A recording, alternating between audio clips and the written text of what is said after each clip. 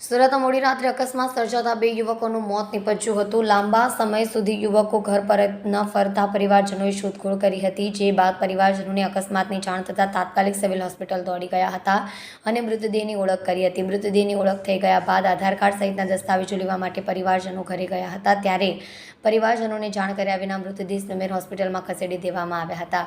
મૃતકના પરિવારજનો ઘરેથી પરત ફરી હોસ્પિટલ પહોંચ્યા ત્યારે કલાકો સુધી મૃતદેહ શોધતા રહ્યા હતા. ગઈકાલે મોડી રાત્રે ગભીણી વિસ્તારમાં અકસ્માત સર્જાયો હતો. આ વિસ્તારમાં રહેતા બે યુવકો રાત્રે ફરવા માટે નીકળ્યા હતા. પત્નીએ નજીકના તેમના મિત્રના ઘરે જઈને પોતાનો પતિ ઘરે પરત ફર્યો નથી તે અંગે પૂછપરછ કરી હતી. ત્યારબાદ નજીકના વિસ્તારમાં શોધવા માટે આવ્યા હતા, પરંતુ નસીબ અને અરમાનની કોઈ માહિતી મળી ન હતી. સવારે ફરીથી શોધખોળ શરૂ કરતા ગભીણી વિસ્તારમાં અકસ્માત થયા હોવાનું જણાઈ આવતા નીચે પડેલી ચપ્પલો પરથી ઓળખ થઈ હતી, જેથી પરિવારજનોએ પોલીસનો સંપર્ક કરી સીધા સિવિલ હોસ્પિટલ પહોંચ્યા, જ્યાં તેમણે અકસ્માત દરમિયાન જે મૃતદેહ હતા તેમની ઓળખ કરવા માટે પરિવારજનોને મોકલતા મૃતદેહની ઓળખ થઈ ગઈ હતી.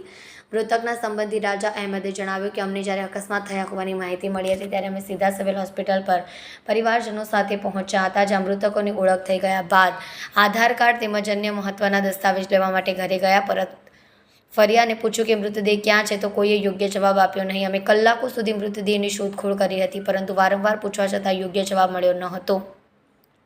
કોલ્ડ સ્ટોરેજ ન હોવાથી મૃતદેહ સ્મીમેર મોકલાયા. સિવિલ હોસ્પિટલના સીએમઓ ડોક્ટર રાજેન્દ્ર સોલંકીએ જણાવ્યું, સચિન ગભીણી રોડ ઉપર બે યુવકના અકસ્માતમાં મોત થયા હતા.